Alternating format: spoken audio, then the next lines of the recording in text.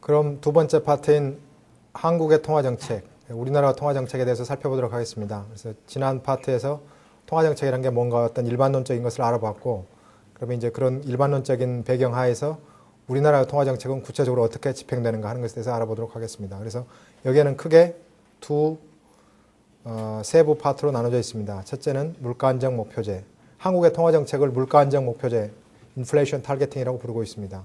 그리고 실제적으로 어떻게 운영이 되는가 하는 것에 대해서 알아보도록 하겠습니다.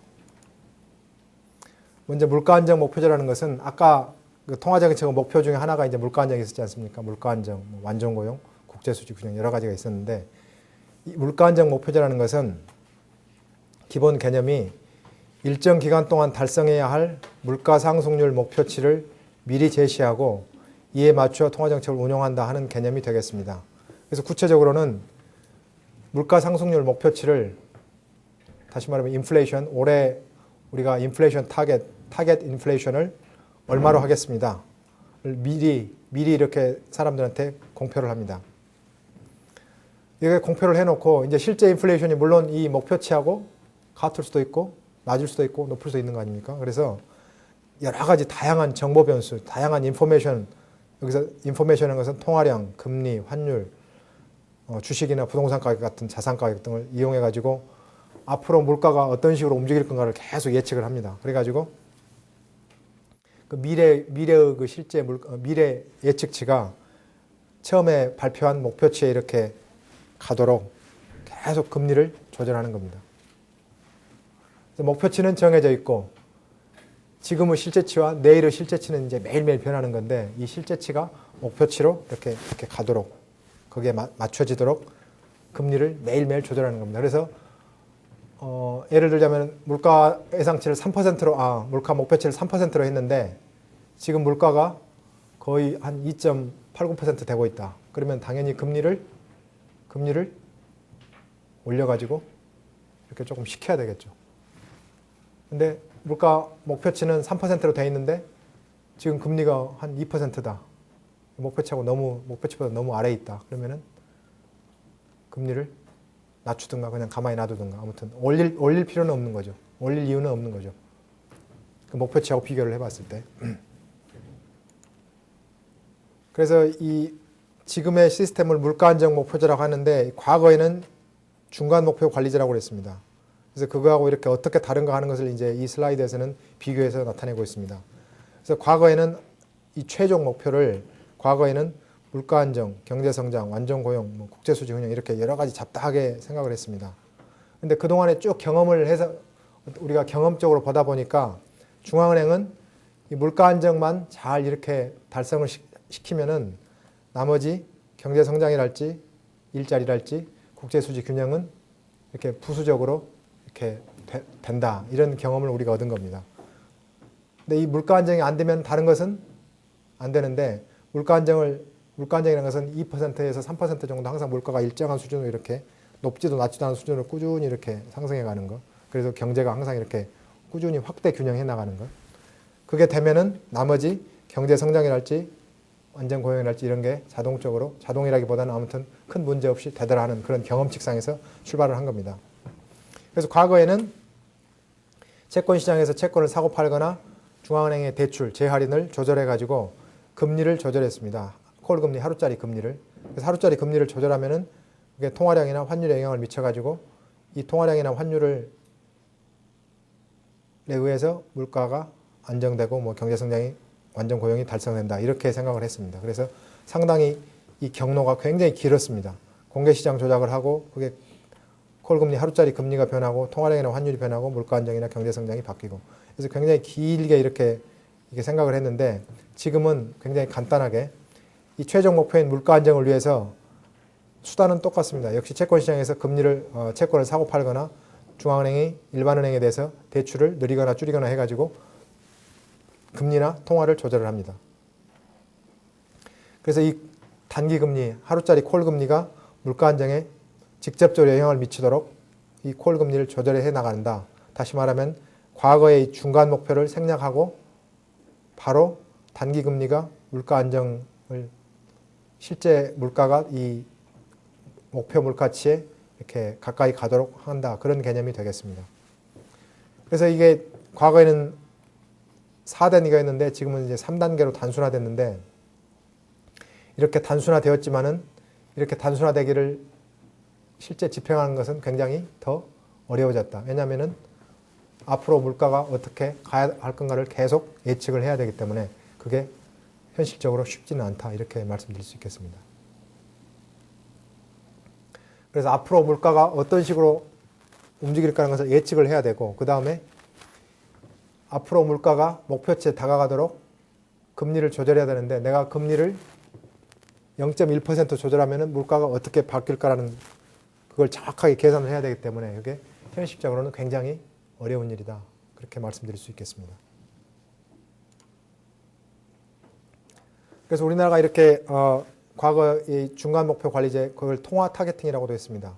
통화량을 이렇게 맞추는 것을 포기하고 이렇게 인플레이션 타겟팅, 물가 안정 목표제를 바로 도입한 이유는 1980년대에 이렇게 여러 가지 금융 자유화가 되면서 금융기관에 계신 분들은 알겠지만은 과거에는 70년대까지만 해도 금융기관 그러면 은행만 있었습니다. 그런데 지금은 제2금융권이라고 그래가지고 굉장히 많습니다. 그 은행과 유사한 업무를 하는 기관, 금융기관들이. 그리고 그런 기관에서 다 또 은행과 유사하게 예금을 받고 다 합니다. 요즘은 여러분 그 신문에 많이 봤겠지만 옛날엔 급여구자 다 은행에 있었지만 요새는 다 어디로 갑니까? 증권사? CMA로. 증권사 은행은 아니잖아요. 그런데 실제로는 은행과 비슷하게 이렇게 막 하는 거 아닙니까? 그래가지고 이렇게 과거에는 은행이 어떤 금융시장의 전체 업무의 한 80%를 담당을 했는데 금융 자유화나 금융 혁신이 일어나면서 유사 금융기관, 은행과 유사한 그 제2금융권이 굉장히 발달해가지고 근데 실제적으로 중앙은행의 직접적인 그 중앙은행으로부터 직접 대출을 받거나 지급준비금을 쌓거나 기관은 은행만 그렇지 않습니까? 그래서 이 중앙은행이 컨트롤할 수 없는 분야가 워낙 커지다 보니까 이 통화량을 기준으로 이렇게 한다는 게 굉장히 어려워졌습니다. 현실적으로 제2금융권이 워낙 팽창을 해가지고 그래서 이게 안 되겠다 해서 이거는 이제 한계가 있다고 그래서 과거의 어떤 이런 그 중간 목표 관리제 다시 말씀드리면 통화 타겟팅은 우리가 포기를 했습니다. 환율 타겟팅은 이제 다른 나라 싱가포르 같은 나라 예의니까 그냥 이건 생략하도록 하겠습니다. 그리고 아까 제가 말씀드린 대로 이렇게 물가가 2%에서 3% 정도로 이렇게 낮은 수준에서 꾸준히 이렇게 올라가는 게 결국은 그게 경제 성장에도 도움이 되더라. 디플레이션으로 가지도 않고 너무 하이퍼 인플레이션, 너무 물가가 막 뛰지도 않고 이렇게 꾸준히 올라가는 게 중요하더라. 그런 어떤 그 경험이 성립돼가지고 우리가 2%나 3% 정도로 이렇게 꾸준히 유지하는 게 중요하다. 어떤 그런 우리가 어떤 경험을 통해서 배웠다. 이렇게 말씀드릴 수 있겠습니다. 우리나라에서는 이 1979년 이후에 그 M2라는 것은 이제 통화량의 한 그 측정 단위인데 M2를 연 몇 퍼센트 늘릴 건가 이렇게 이제 과거에는 이렇게 했습니다. 그래서 쉽게 말씀드리자면은 M2 이걸 우리나라 말로는 총통화, 과거에는 총통화라고 했습니다. 총통화를 1년에 15%가 작년에 비해서 올해 15%가 증가하면은 이것은 물가는 몇 퍼센트가 증가하고 경제 성장률은 몇 퍼센트가 된다. 이렇게 어떤 생각을 한 겁니다. 그렇게 생각을 하게 된 가장 이유는 여러분이 아마 혹시 경제 원론에서 배우셨을지 모르겠는데 MV 이퀄 PY라는 게 있습니다. MV 이퀄 PY. MV 이퀄 PY. 피셔 교환 방정식이라고 그러는데 M은 통화량이고 V는 유통 속도입니다. 그러니까 MV 그러면은 통화가 우리 경제 내에서 몇 번 이렇게 손을 바꾸느냐 그거고 PY라고 그랬어요. MV는 PY하고 같다. 그러면은 P는 물가고 Y는 이제 그 실질 GDP 아닙니까? 그러니까 P하고 Y라는 것은 우리가 생산한 것을 물가로 곱한 거잖아요. 그러니까 우리가 생산한 것에 화폐 가치지 않습니까? P에다가 Y를 곱한 거니까.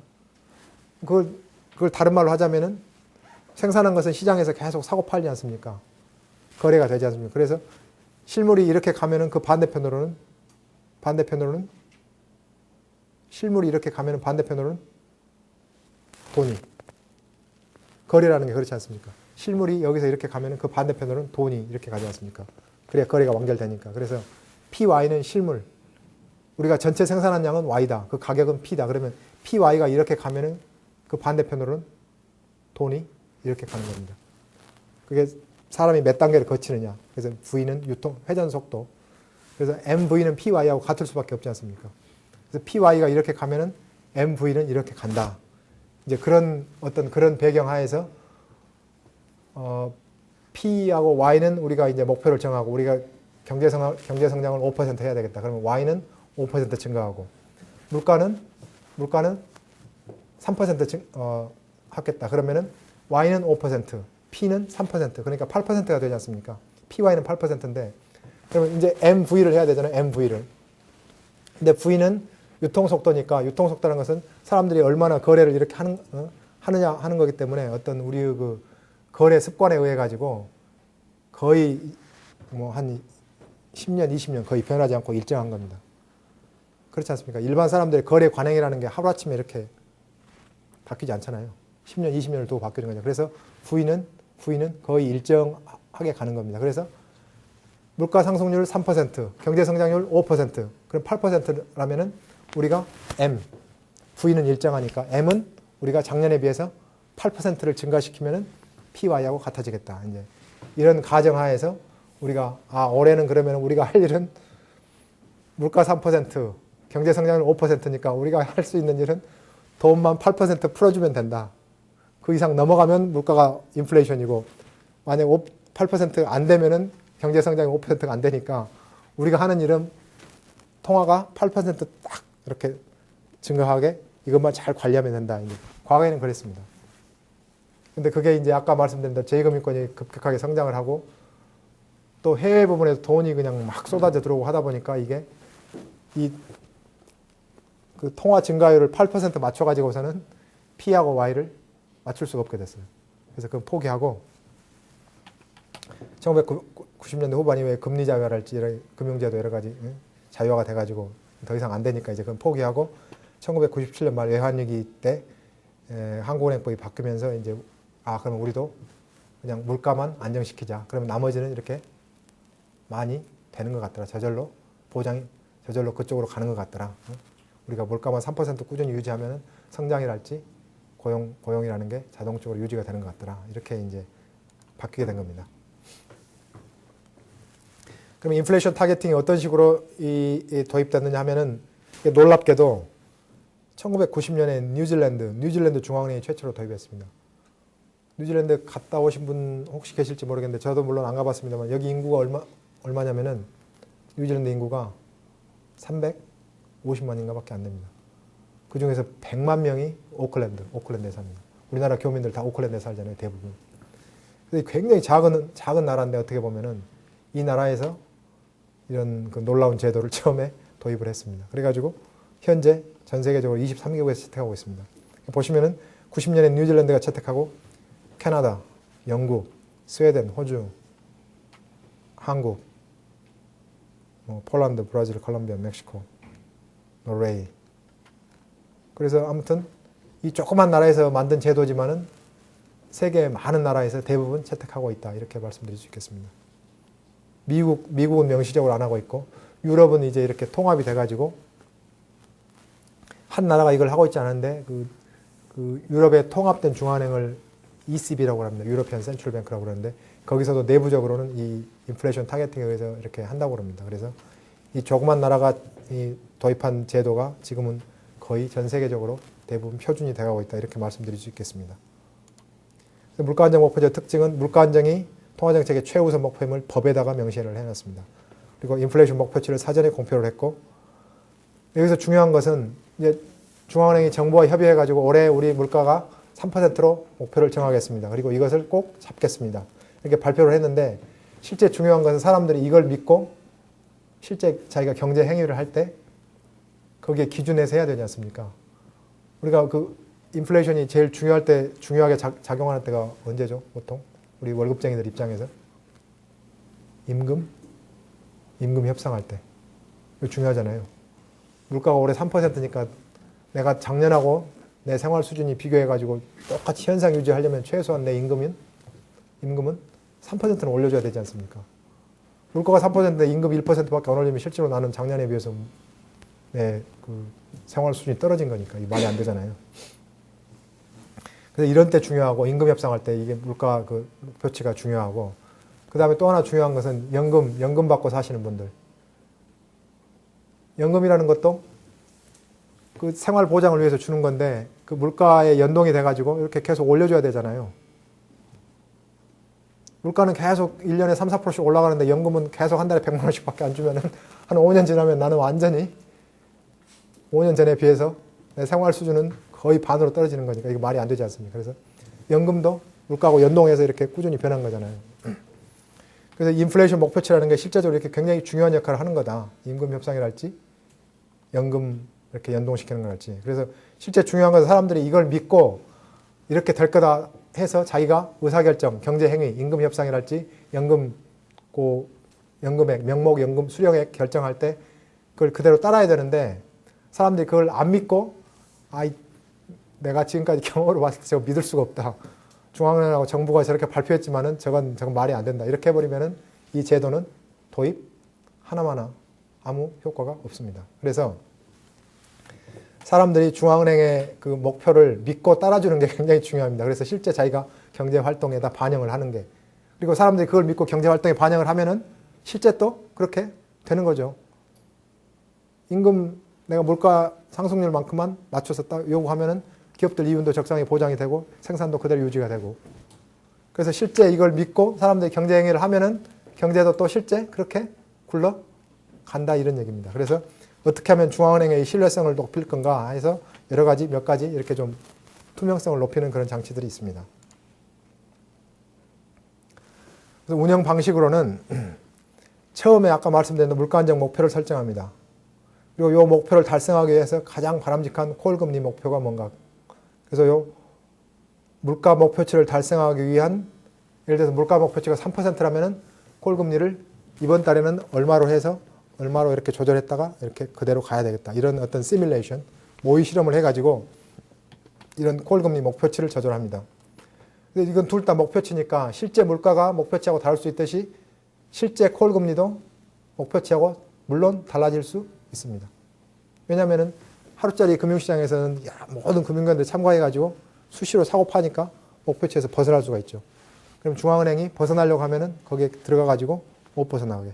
너무 올라가면 내리고 누르고 너무 떨어지면 이렇게 올리고 해가지고 실제 콜금리가 그 목표 금리에 항상 비슷하게 되도록 항상 수시로 채권을 사고 팔아서 조절을 하는 겁니다. 그건 아까 가능하다고 아까 제가 말씀드렸죠. 왜냐하면 가장 항상 유리한 조건을 제시하니까 가능하다. 그래서 이렇게 콜금리를 계속 조절을 합니다. 금융시장에서 금리를 조절하면 이게 하루짜리 금리지만은 일주일, 한 달, 석 달, 반년, 1년짜리가 계속 순차적으로 변해 나갑니다. 그래서 금융시장이 변한다는 얘기는 다시 말씀드리면은 가계의 소비나 기업의 투자가 변해서 전체적으로 우리의 생산이나 GDP가 변하는 거다. 그래서 이런 플로우 차트에 의해서 끊임없이 이렇게 계속 변해 나가는 거다. 그래서 실제적으로 어떻게 금융시장이나 실물경제에서 영향을 받는가를 분석을 해가지고 그걸 피드백을 받아서 다시 또 콜금리 목표를 조금 낮추든가 올리든가 이렇게 또 계속 조절을 해나간다 하는 얘기가 되겠습니다. 그럼 이제 구체적으로 물가 안정 목표는 누가 정하느냐? 정부와 한국은행이 협의를 해서 결정합니다. 목표 대상 물가 지수라는 것은 CPI, 소비자 물가 상승률로 정합니다. 올해가 이제 목표 수준은 그러면 얼마냐? 이제 범위로 정해져 있습니다. 왜냐하면 딱 포인트를 하나를 맞추기가 어려우니까. 그래서 2.5에서 3.5%로 정했습니다. 그래서 적정 인플레이션을 아까 제가 말씀드린 대로 한 3% 정도로 생각을 하고 거기에 오차가 있을 수 있으니까 이렇게 1% 정도 이렇게 레인지를 둬가지고 이렇게 정해놨습니다. 그리고 이 목표 달성 기간은 2007년에서 9년. 그러니까 올해부터 이렇게 매년 이렇게 해가지고 항상 이 레인지 안에 있도록 우리가 항상 이렇게 관리를 해나간다 하는 그런 얘기가 되겠습니다. 이렇게 3개년 단위로 이렇게 세운 이유는 아까 말씀드린 대로 금리를 조절하면은 1년이나 2년 정도 후에 이렇게 효과가 나타난다 하는 것을 감안해서 그렇게 결정하고 있습니다. 표로 보시면은 이 파랗게 되어 있는 박스가 이제 그 목표입니다. 목표. 그동안에 우리가 세웠던 물가 안정 목표. 그리고 이 까만 선은 이 근원 인플레이션이라고 그러는데, 그 다음에 약간 좀 옅은 선은 소비자 물가 CPI가 되겠습니다. 그래서 근원 인플레이션이라는 것은 이 소비자 물가에서 석유 가격하고 농산물 가격을 뺀 겁니다. 왜냐하면 석유는 중동에서 우리가 통제할 수 없는 요인에 의해서 제 멋대로 변하는 게 석유 가격이고, 농산물 가격도 기상 조건에 따라서 아무 때나 제 멋대로 변하기 때문에 이건 굉장히 맞추기가 어렵습니다. 그래서 CPI에서 석유 가격하고 농산물 가격을 뺀 게 근원 인플레이션, 코어 인플레이션이라고 그러는데, 과거에는 근원 인플레이션을 그 목표치로 잡았습니다. 그런데 근원 인플레이션인 것은 그런 목적은 좋은데 우리 사람들의 피부에 와닿지는 않잖아요. 우리는 실제 시장에 가서 느끼는 거고 실제 매일매일 변하는 그런 물가에 관심이 있는 거니까. 그래서 우리가 어느 정도 이제 99년부터 이렇게 물가 안정 목표제를 운용을 하다 보니까 근원 인플레이션이 그 뜻은 좋지만은 실제 사람들이 느끼는 것하고는 굉장히 거리가 있다. 그래서 올해부터는 소비자 물가로 바꿨습니다. 그래서 보시면 실제 물가가 이렇게 목표치에서 벗어날 때도 있고 아래에 있을 때도 있었는데 대부분 목표치에 있었던 것 같고, 최근에는 조금 밑돌았던 것 같습니다. 이렇게 밑돈 이유는 여러 가지 경기가 안 좋은 탓도 있고, 중국에서 워낙 싼 제품들이 밀려 들어온 탓도 있고, 여러 가지 복합적인 요인이 있는 것 같습니다. 콜금리, 그러면 콜금리 목표는 누가 결정하느냐? 이제 한국은행의 그 금융통화위원회에서 목표 수준을 결정합니다. 그래서 여기는 7명의 위원으로 구성되어 있습니다. 그리고 금융통화위원회에서는 매달 한 번씩 해가지고 이번 달 목표치를 어떻게 하겠다 하는 것을 정합니다. 그래서 회의를 하기 전에 6일 전에 최근에 경제 상황이 어떻게 돌아가느냐 이렇게 쭉 점검을 하고, 하루 전에 다시 한번 체크를 하고 D-Day 본회의 때 실제 목표치를 정한다 하는 그런 개념이 되겠습니다. D-6, D-1, D 이렇게 세 가지로 이렇게 나눠져 있다 하는 얘기가 되겠습니다. 그 다음에 콜금리 목표는 우리가 지금 금리가 4.5%인가? 그렇지 않습니까? 그래서 한번 조절할 때 그 25%포인트씩 이렇게 조금씩 조절해 납니다. 왜냐하면 한꺼번에 1%씩 조절하면 그게 충격이 어마어마하기 때문에 이렇게 조금씩 이렇게 계단식으로 이렇게 조절해 나간다 하는 그런 얘기가 되겠습니다.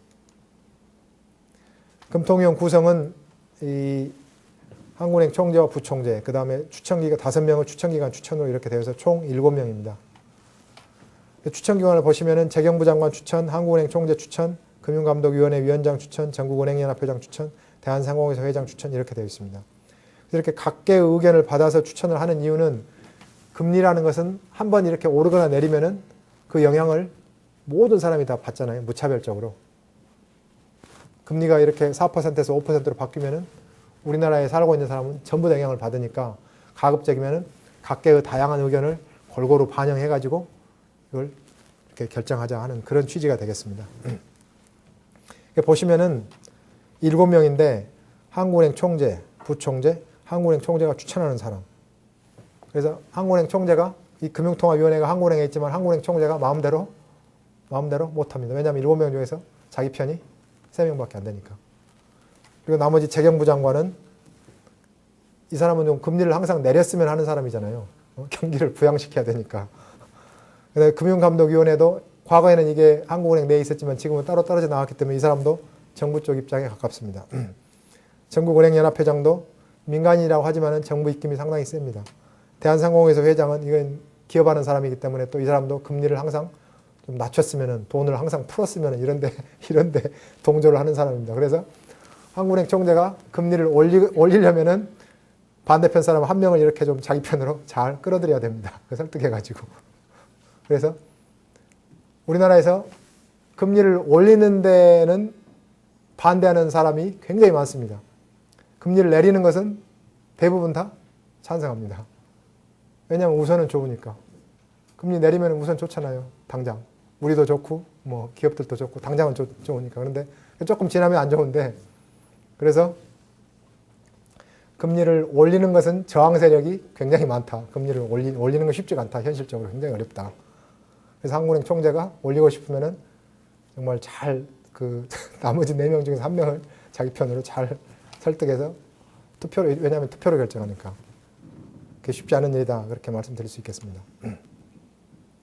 통화정책 결정 과정 아까 말씀드린 D-6에 경제 상황 점검을 하고 D-1에 다시 한번 점검을 하고 그때 할 때는 국내외 경제 동향, 금융시장 동향, 또 외환 및 국제 그러니까 국내외 경제 동향에서 실물 경제 동향이 되겠습니다. 그래서 금융시장 동향, 외환 시장 동향을 감안해 가지고 D-Day에 공표를 한다. 그래서 회의가 끝나면 항상 그 우리 어떻게 하겠다는 것을 공표를 합니다. 왜냐하면 투명성을 높이기 위해서.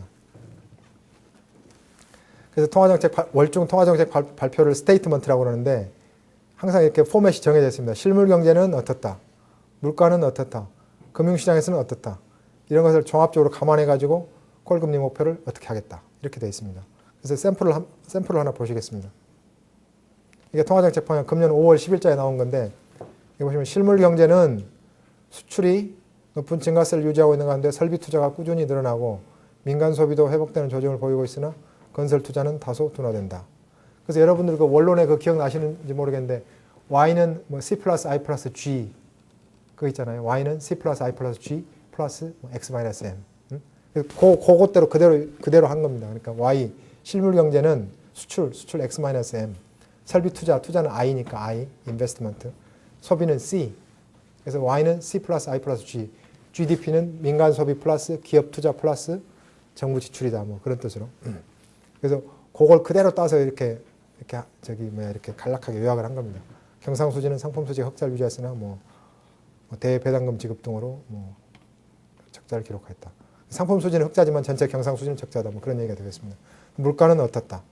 금융시장에서는 뭐 어떻다. 그래서 다음 통화정책 방향이라는 건 다음 달까지 콜금리 목표를 뭐 4.5에서 그대로 유지하겠다. 이렇게 했습니다. 그래서 증권회사에 이제 그 애널리스트라고 우리 부르지 않습니까? 이렇게 업종별로 분석하시는 분들. 그런 분들이 매달 이거 굉장히 이게 뚫어져라고 쳐다봅니다. 그래서 이번 달에는 왜 유지를 했을까? 다음 달에는 어떨 것 같다. 왜냐하면은 그 채권이라는 것은 채권 가격은 금리하고 반대이기 때문에 이거 미리 예측해서 채권 사고 파는 것에 따라서 이익이 그냥 막 순식간에 엄청나게 왔다 갔다 합니다. 그래서 증권회사 애널리스트 하시는 분들은 이걸 굉장히 세밀하게 분석을 하고 있다. 그렇게 말씀드릴 수 있겠습니다. 공개시장 조작을 통한 콜금리 조절은 아까 말씀드린 대로 콜금리 이제 금통위에서 올해 그러면 이 금리를 4.5%로 해라. 그러면은 중앙은행에서 그 채권 시장에 들어가 가지고 항상 채권을 사고 팔면서 콜금리가 너무 올라가거나 떨어지지 않게 항상 그거 유지되도록 그렇게 합니다.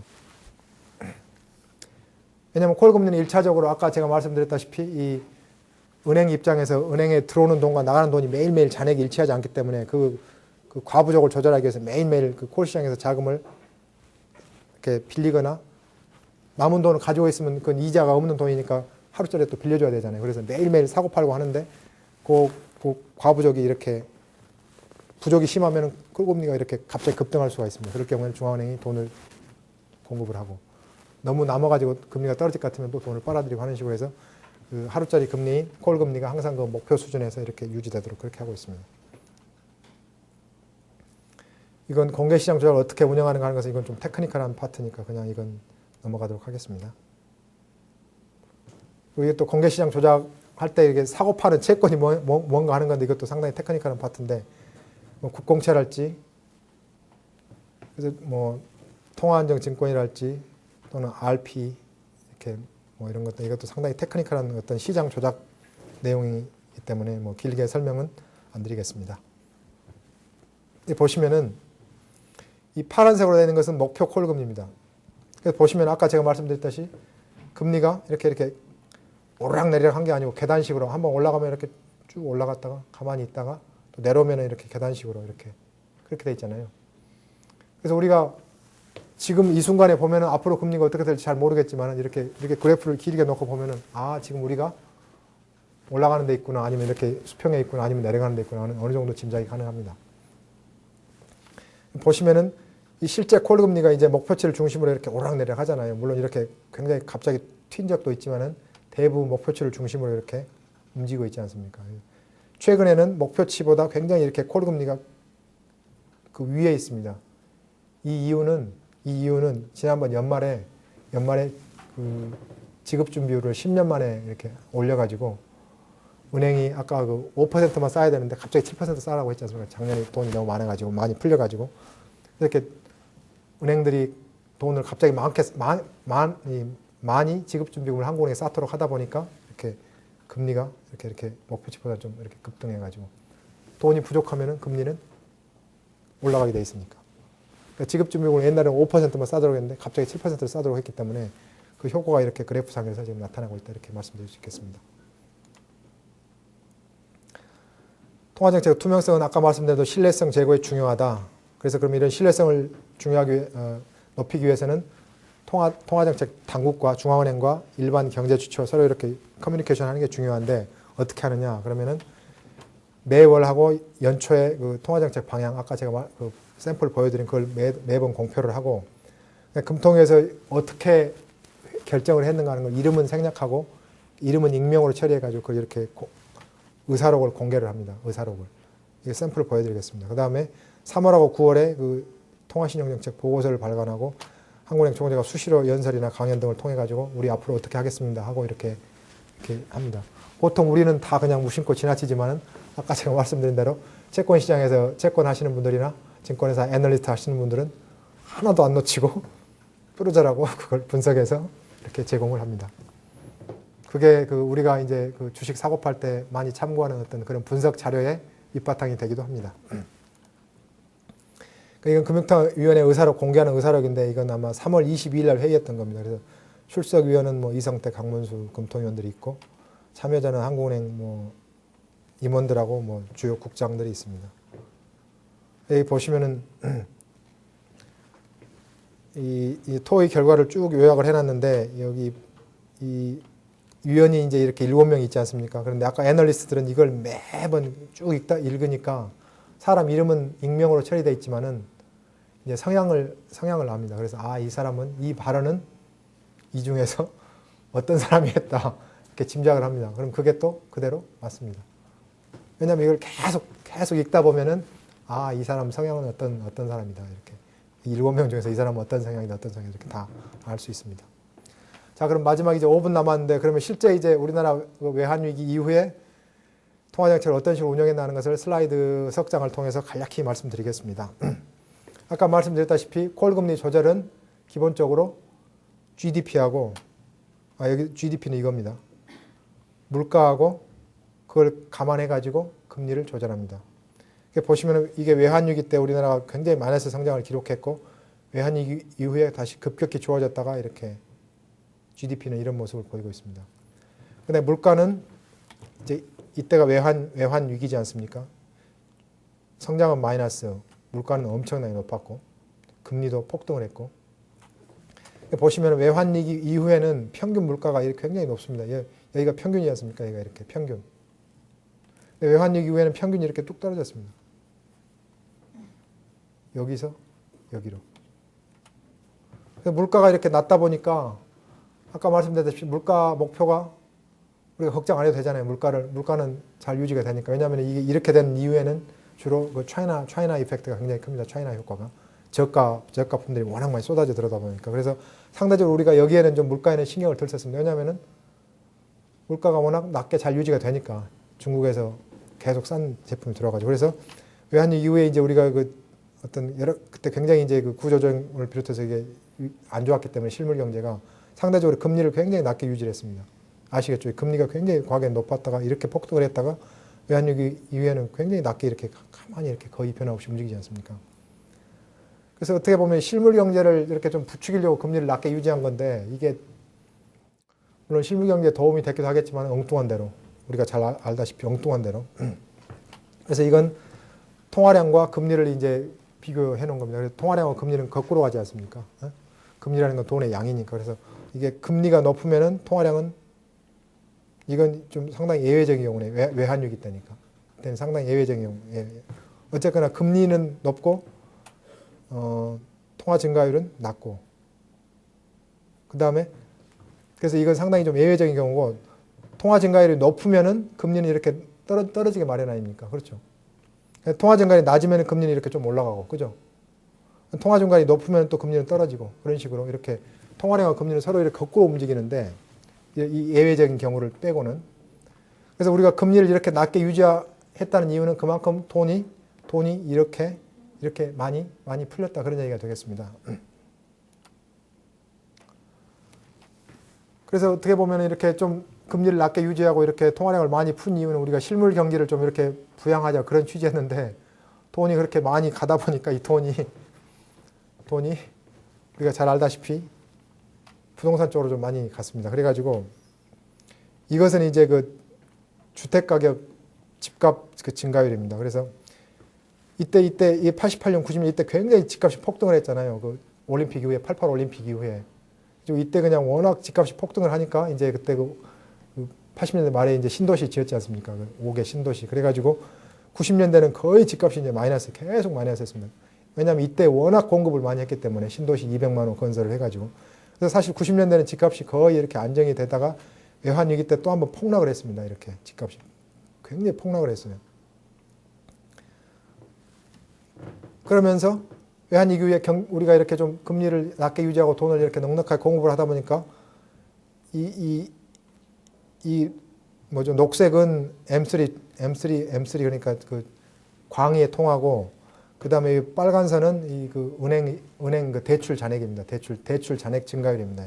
크레딧이라고 해놨는데 대출 잔액 증가율입니다. 전체 그 광의의 통화와 은행 그 대출이 굉장히 이렇게 늘었어요. 이때 보면은 이거하고 이 봉우리가 두 개잖아요. 집값도 봉우리가 하나, 두 개잖아요. 그러니까 외환위기 후에 이게 돈이 실물 경기를 부양하기보다는 이쪽으로 하나, 둘 이쪽으로 이렇게 좀 많이 갔다.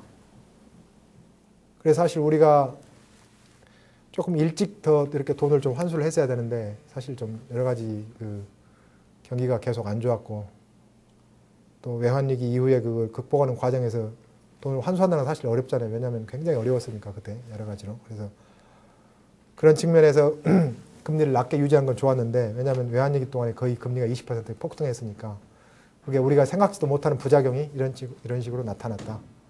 이렇게 말씀드릴 수 있겠습니다. 그래서 최근에 저희 그 기조는 앞으로는 경기는 이제 어느 정도 거의 바닥이거나 이렇게 올라가는 약간은 초입에 있다 그러고 돈은 앞으로 지금까지 굉장히 많이 풀렸는데 아직 환수는 덜 된 상태고 그래서 앞으로 당분간은 돈은 계속 환수를 하고 금리는 올라가거나 현상 유지였지 아마 내려가기는 어렵지 않나.